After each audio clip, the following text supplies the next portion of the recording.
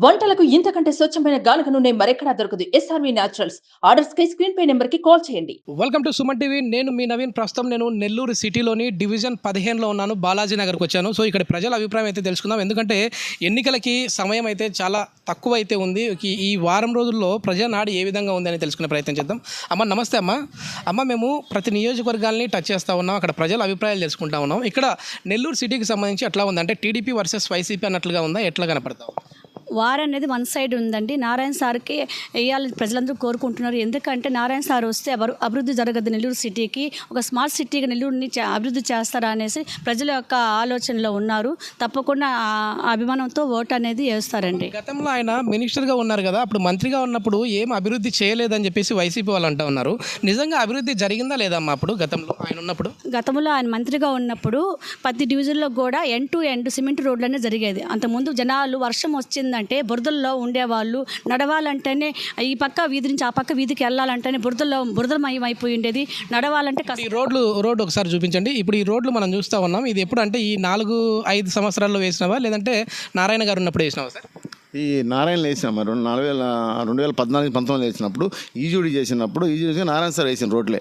నెల్లూరులో కూడా మ్యాక్సిమం 99% ప్రతి రోడ్డు నారాయణ సార్ గారు వేసిందే.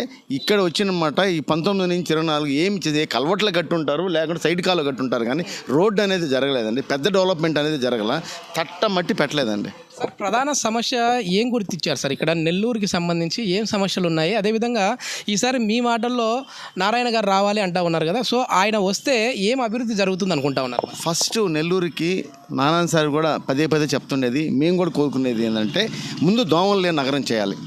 ఫస్ట్ ఏంటంటే దోమలు ఎక్కువనా ఇక్కడ? మాకు ఫేమస్ అనమాట. పసిబిడ్డలు వాళ్ళు కన్నవాళ్ళు ఉంటారు కదా, మెస్ కొట్టుకున్నా కానీ వచ్చేస్తాయి.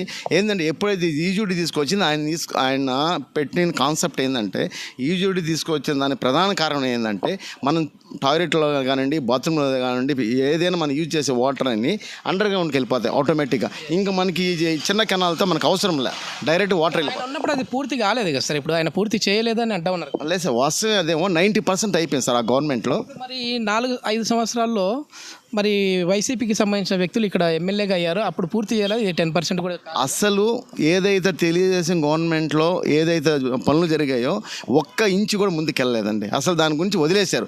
యూజీ కానివ్వండి, వాటర్ కానివ్వండి, వాటర్ కూడా అక్కడి నుంచి సంగం బ్యారేజ్ నుంచి డైరెక్ట్గా నీళ్ళు తెచ్చేటట్టు 90% అయిపోయింది. జస్ట్ కనెక్షన్ ఇవ్వడమే అవసరం, అది కూడా ఇవ్వలేకపోయి ఒక్క పని కూడా చేయలేకపోయారండి.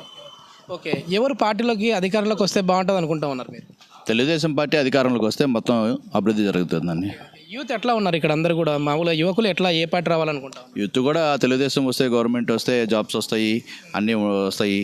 ఈ విధంగా సాఫ్ట్వేర్ కానీ అన్ని డెవలప్మెంట్గా కంపెనీలు వస్తుంటాయి, అందరికీ జాబ్స్ వస్తాయని అనుకుంటాం. సార్ ఇప్పుడు ఆల్రెడీ బాబు గారి క్యాబినెట్లో మినిస్టర్ హోదాలో ఉన్నారు. ఆయన ఎమ్మెల్సీగా ఇచ్చేసి క్యాబినెట్ ఇచ్చారు. సో అట్లాంటి వ్యక్తి మళ్ళీ ఈసారి ప్రత్యక్ష రాజకీయాల్లో లాస్ట్ టైం పోటీ చేశారు, 1800 ఓట్ల తేడాతో ఓడిపోయారు. ఈసారి గెలిస్తే ఆయన మళ్ళీ క్యాబినెట్లో ఉండే అవకాశం ఉందా అండి? 100% అండి. అందరూ కోరుకునేది కూడా మా నెల్లూరు నుంచి ఒక వ్యక్తి ఎవరైనా మినిస్టర్గా ఉండాలని కోరుకుంటాం. అదే నారాయణ సార్ అనుకుంటే ఇంకా మంచిది. ఎందుకంటే లాస్ట్ టైం ప్రూవ్ చేశాడు ఆయన, వాట్ ఈజ్ నారాయణ అనేది ప్రూవ్ చేశాడు, బ్రహ్మాండంగా చేశాడు. ఈరోజు ఏమని అనుకోండి, ఆయన జనాల హృదయాల్లో ఉన్నాడు, పనిచేశాడు. కాబట్టి ఎవరైనా కానివ్వండి, యాజ్ ఎ కార్పొరేట్ కానీ ఇంకోటి ఎవరైనా ఉండి, ఆ సీఎం గారు జగన్మోహన్ రెడ్డి కానివ్వండి, మామూలుగా ఎవరైనా కానివ్వండి, పనిచేసే ఉంటారు మనసులో. లేకపోతే మెజార్టీతో గెలిచే విధంగా ఉన్నారమ్మా నారాయణ గారు ఇక్కడ? నారాయణ గారు మామూలుగా మేము వాస్తవం 1,00,000 మెజార్టీ అనుకుంటున్నామండి. 80,000 మెజార్టీతో గెలుస్తారని అనుకుంటున్నామండి. మొత్తం మీద నెల్లూరు నగరంలో ఎవరిని కదిపినా కూడా ఖచ్చితంగా ఈసారి నారాయణ గారు భారీ మెజారిటీస్ అయితే గెలుస్తారని చెప్పేసి ప్రజలు అభిప్రాయపడుతూ ఉన్నారు. ఇంకా ఇక్కడ దాదాపుగా 27-28 డివిజన్లు అయితే ఉన్నాయి. దాదాపు మనం వచ్చేసి 12 డివిజన్లను కవర్ చేశాము. ఇంకా మరికొద్ది డివిజన్ ప్రజల అభిప్రాయం కూడా తెలుసుకునే ప్రయత్నం చేద్దాం. Thank you. సుమన్ టీవీలో మీ పర్సనల్ అండ్ బిజినెస్ ప్రమోషన్స్ కోసం కింది నెంబర్కి కాంటాక్ట్ చేయండి.